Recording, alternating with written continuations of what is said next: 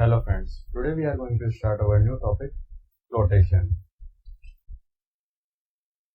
In this lecture, we will study about some natural phenomena related to fluid, like why we feel lighter in a swimming pool, or why a heavy ship made of steel and iron do not sink in seawater, while a small nail or a pen gets submerged immediately as soon as dropped in water.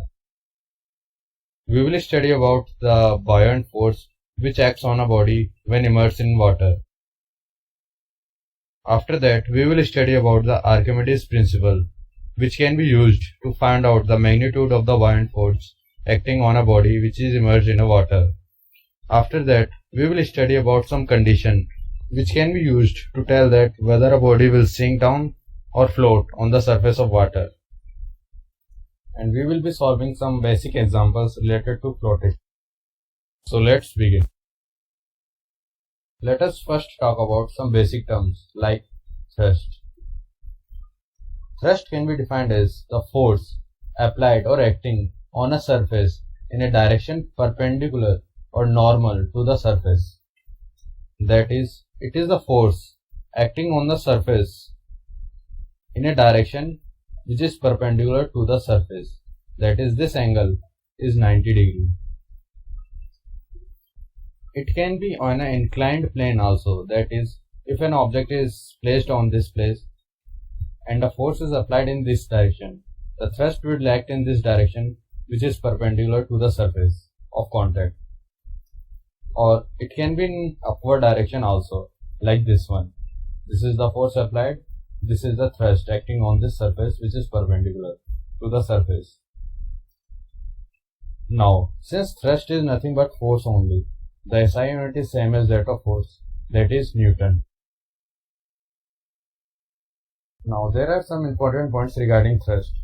That is, the thrust of an object acting on the surface of Earth is nothing but the weight of the object only.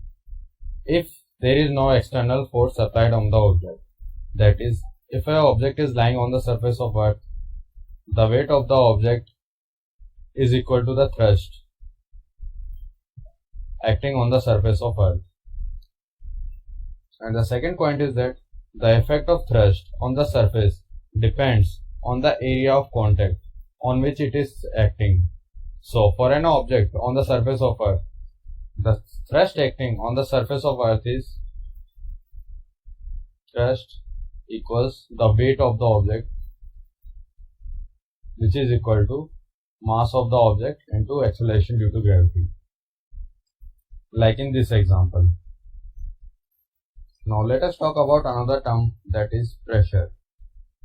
The pressure can be defined as the thrust or force acting per unit area of contact. That is, pressure equal to thrust or the force acting per unit contact area.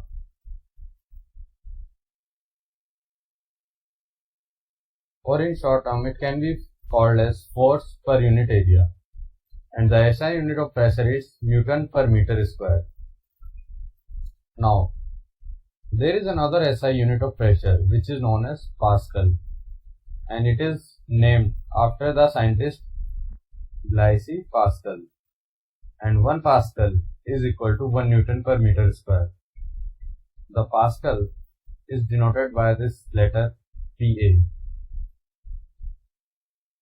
Now, there is a question related to the terms thrust and pressure, that is, why the mattress sink more while standing as compared to while laying down. So in this picture, you can see that this boy which is standing on the mattress sink more as compared to when this boy is laying down on it. Why it is so? It is due to the pressure. The pressure in both the cases is different, because the contact area of the thrust or force is very small in this case as compared to in this one. Now we know that pressure is inversely proportional to the contact area.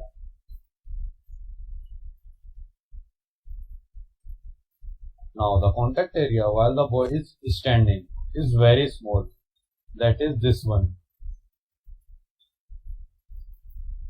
Whereas when the boy is laying down on the mattress, the contact area is this one.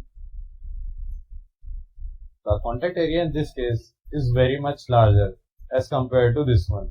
That is why the pressure in this case is very small as compared to in this case. Now, since the pressure in this case is very small, the mattress compresses very small, only this much. But when the boy is standing, the pressure is very large, which compresses the mattress more than the first case, that is this one. So what we have seen that if the contact area for same thrust or force varies, the pressure also varies, and the pressure increases as the contact area decreases. Now let us take an example to make this concept more clear. A force of 500 Newton acts on a surface of area 20 cm square. Calculate the pressure on the surface. What will be the pressure if the contact area increases to 70 cm square?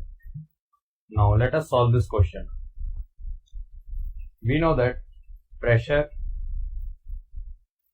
equals force per unit area.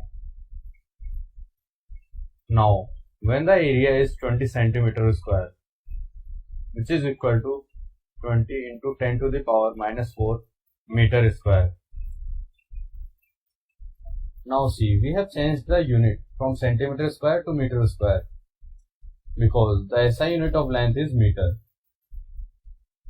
Now the pressure will be equal to force, which is equal to 500 upon area, that is 20 into 10 to the power minus 4, which is equal to 2.5 into 10 to the power 5 Newton per meter square. So this is the answer for part 1.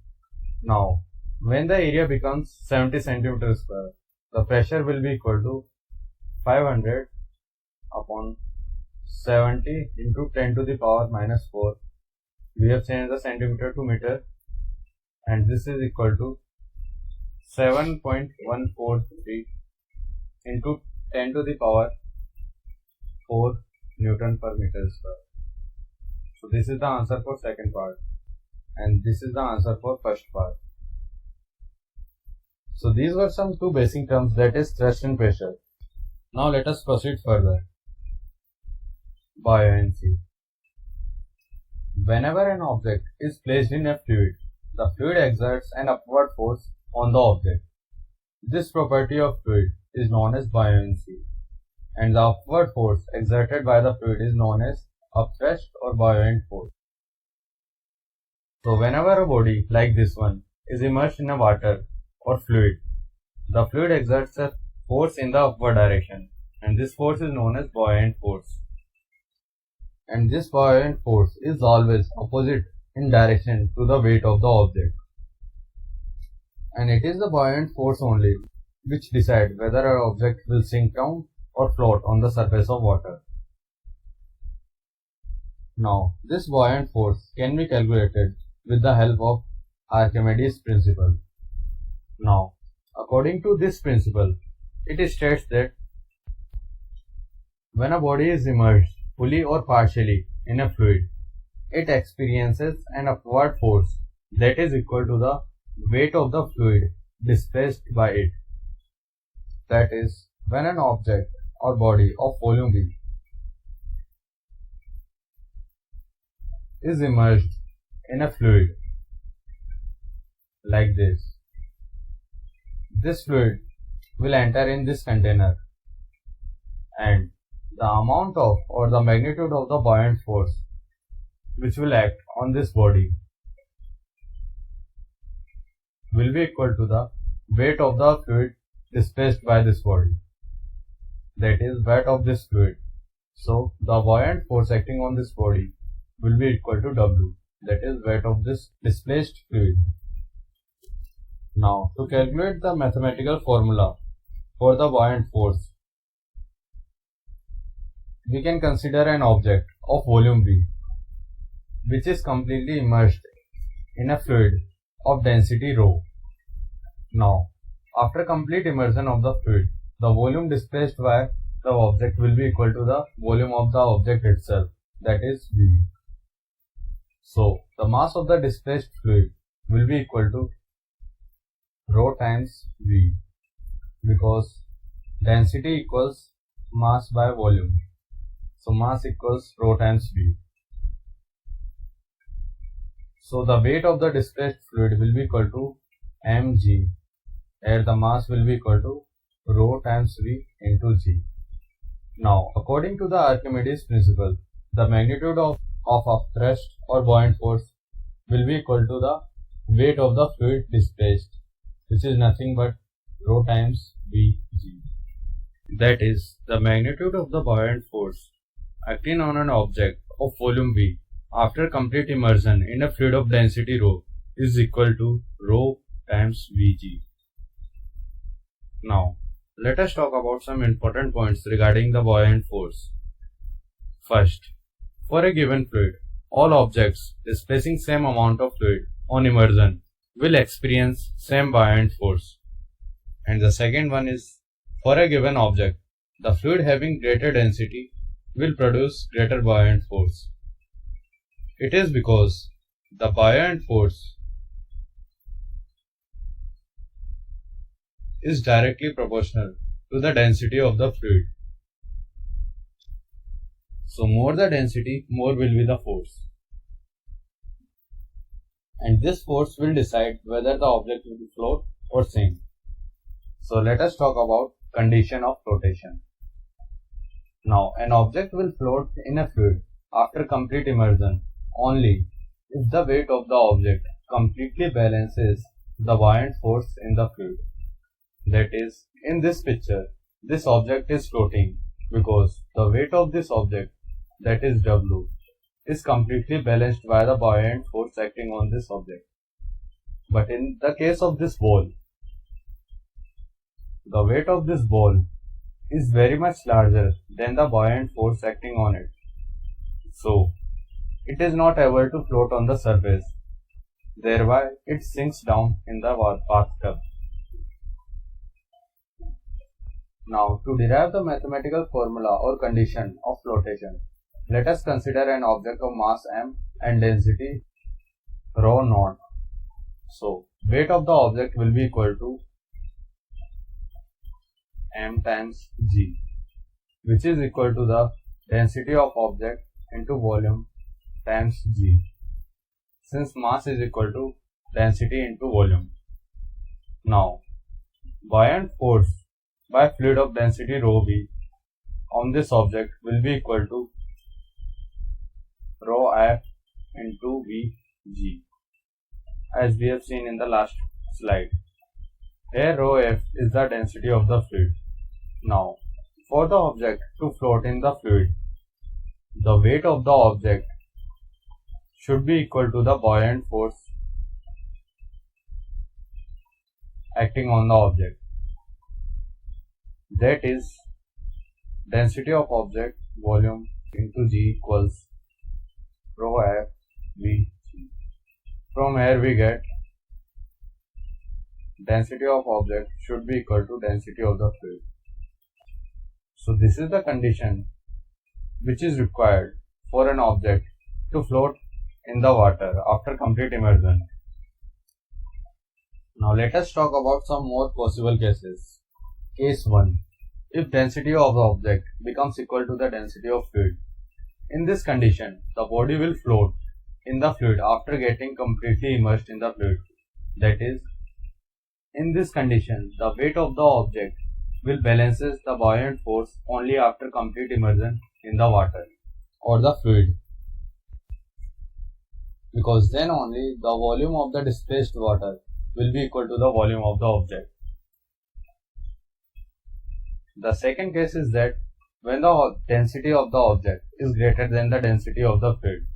In this condition, the object will sink down the fluid because the buoyant force will be insufficient to balance the weight of the fluid. So in this case, the weight of this object is very much larger than the buoyant force acting on this object. and this force is insufficient to make this object float on the surface.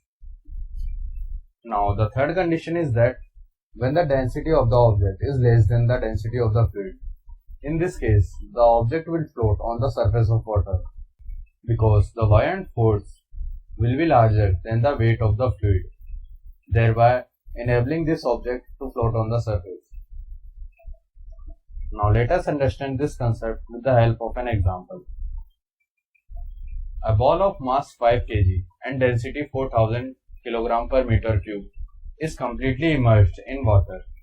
Find the buoyant force acting on the ball if the density of water is 10 to the power 3 kg per meter cube. Also find whether the ball will float or sink down. So let us solve this question. Since the ball is completely immersed in the water, the volume of the displaced water will be equal to the volume of the ball. That is, V equals volume of ball, which is equal to mass of the ball divided by the density of the ball. That is, the volume of the displaced water will be equal to mass of ball divided by the density in meter cube. Now, the buoyant force will be equal to the weight of the water displaced,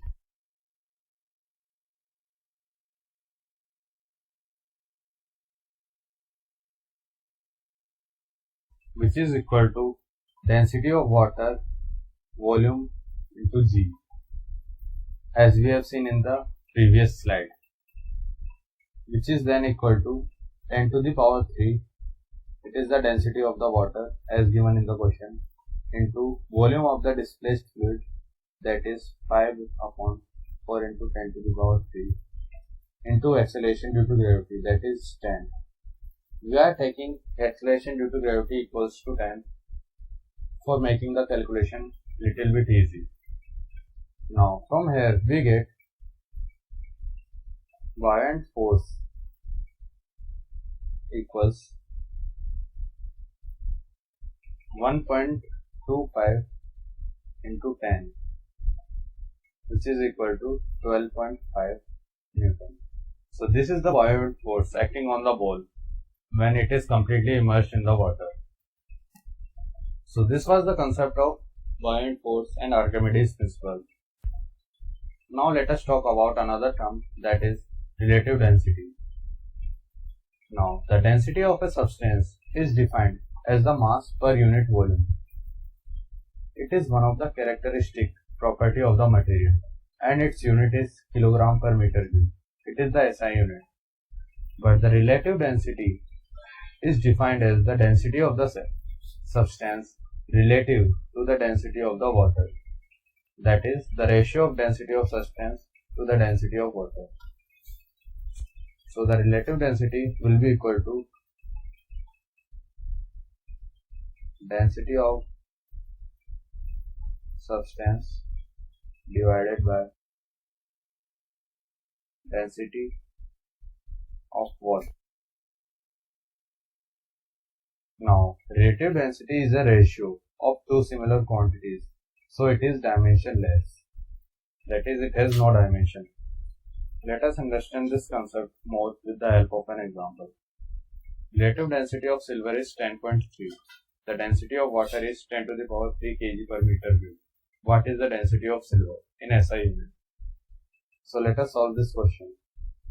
We have seen that relative density is equal to density of substance divided by density of water. In this case, the relative density given is 10.8, which is equal to density of silver divided by density of water.